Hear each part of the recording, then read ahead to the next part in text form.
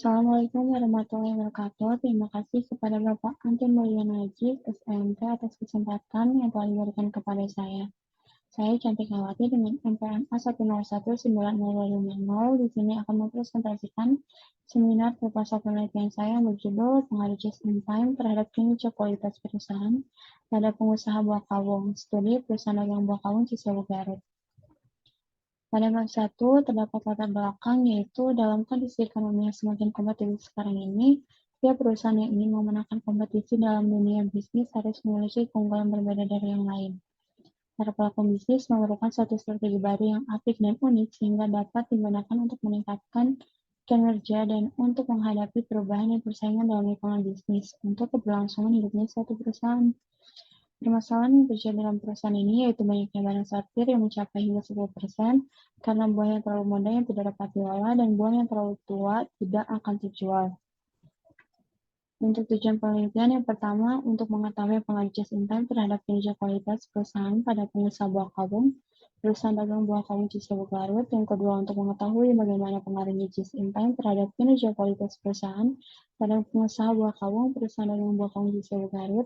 Dan yang ketiga, untuk mengetahui seberapa besar pengaruh just in time terhadap kinerja kualitas perusahaan pada pengusaha buah kawung, perusahaan dagang buah kawung Cisewu Garut.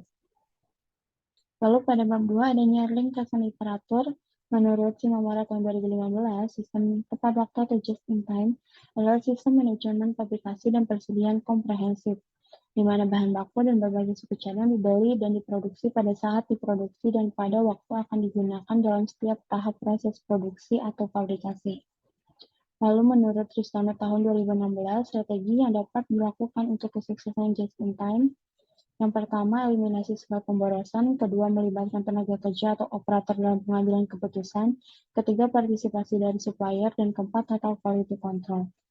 Lalu untuk kinerja perusahaannya, menurut Sudarmayanti tahun 2014, kinerja merupakan pencapaian hasil kerja sebuah proses manajemen atau suatu organisasi secara keseluruhan, di mana hasil kerja tersebut harus dapat ditunjukkan buktinya secara konkret dan dapat diukur. Untuk pengukuran kinerja terdapat dua menurut Hartini tahun 2017, yang pertama subjective concept dan yang kedua objective concept. Lalu untuk penelitian terdahulunya ada dari Ilyas Masudin dan Muhammad Iskamara tahun 2018 mengenai impact of just in time, total quality management, and supply chain management on organizational performance review perspective. Lalu ada dari Ilham Faizin Anantama 2017 mengenai pengaruh total quality management dan just in time terhadap kinerja perusahaan delivery di Yogyakarta. Lalu ada dari Maulana Ismi Saputra dan Muhammad Adam tahun 2022 mengenai the effect of just in time and total quality management on environmental performance mediated by green supply chain management and empirical studies on small and medium industries in Banda Aceh and Banda Aceh Besar Cities.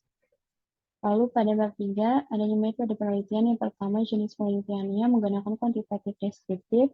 Kedua, sumber datanya menggunakan data primer dan data sekunder. Untuk yang ketiga, metode pengumpulan datanya menggunakan kuesioner, studi pustaka, dan dokumentasi.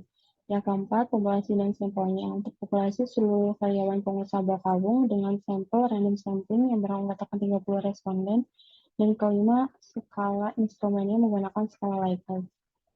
Lalu untuk operational variabelnya, untuk variabel pertama ada just in time yang merupakan variabel X dengan subvariabelnya jumlah pemasok yang terbatas dengan indikator penyeleksian terhadap para pemasok dan pemilihan pemasok bersertifikat mutu.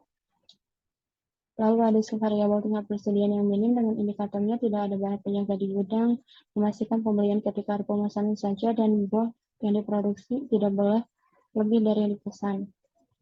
Lalu ada subvariabel pembenahan total letak pabrik dengan indikator total letak pabrik yang strategis dalam pelancaran produksi dan pembenahan total letak dalam memudahkan produk berpindah. Lalu ada subvariabel pengurangan setup time dengan indikator pengurangan setup time meningkatkan mutu produk, pengurangan setup time meminimalisir jumlah barang, dan pengurangan setup time menghemat biaya penyimpanan persediaan.